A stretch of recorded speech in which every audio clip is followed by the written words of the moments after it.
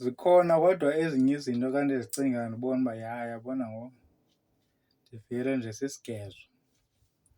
Umzekelo, yabona ezi fani ezilandelayo, ifani yakwaMandela, ifani yakwaMthirhaka, ifani yakwaDalindyebo, ifani yakwaMathanzima, ifani yakwaGrootboom, ifani yakwaSonjica, nefani le yeyam ke phofu yakwaNxoloba.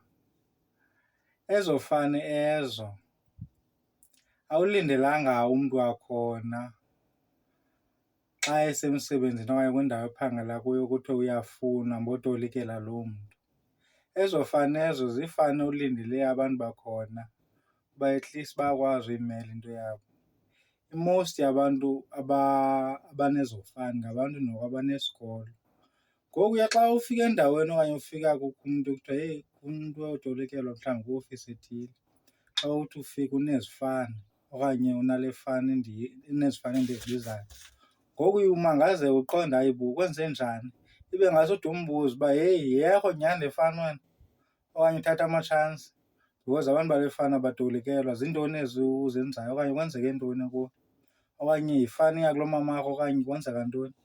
Senditsho ezaa fani eziya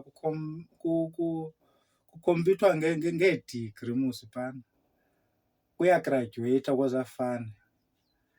Andithi wonke umntu kwezaa fani yigradyuweyithi but ndithi i-most yabantu abaphuma kwezaa fani senditsho ngabantu abanesikolo. For instance, ifani yakwaMandela idume ngoMadiba uqobo lakhe senditsho. Ngoku kuye kulindeleke abantu abaphaa kulaa femeli noko kube ngabantu abanesikolo but ke not bonke ndiyavuma but i-most yabo okanye xa ulindele umntu ozawube abe unalaa fani iba ngumntu noko onesikolo. But ke yimpambano nje endizicingela yona leyo.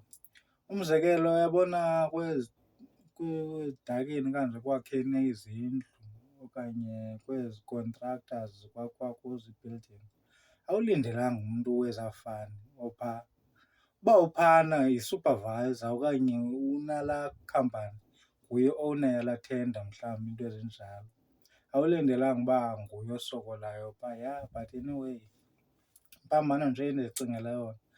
Xa kuthiwa uyacela uba yizotolika ulindele uba uzotolikela umntu, umzekelo, wakwaMarhanisi, umntu onguMarhanisi okanye onguMpetsheni okanye onguNqatyini okanye Nqatsana, iinto ezinjalo. Senditsho iifani nje ongazilindelanga uqonde ufanele utolikelwa. Zange ndeva nomntu wale fani esezintweni. Ndizama ukuthi anyway yimpambano nje endizicingela yona. I'm not a graduate but I'm able to present my story. I don't need a translator.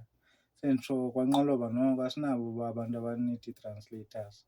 Ngoku xa uzawuthi qgingi wena sowunida i-translator iyadawuthisa but ke yimpambano nje endizicingela yona, sharp.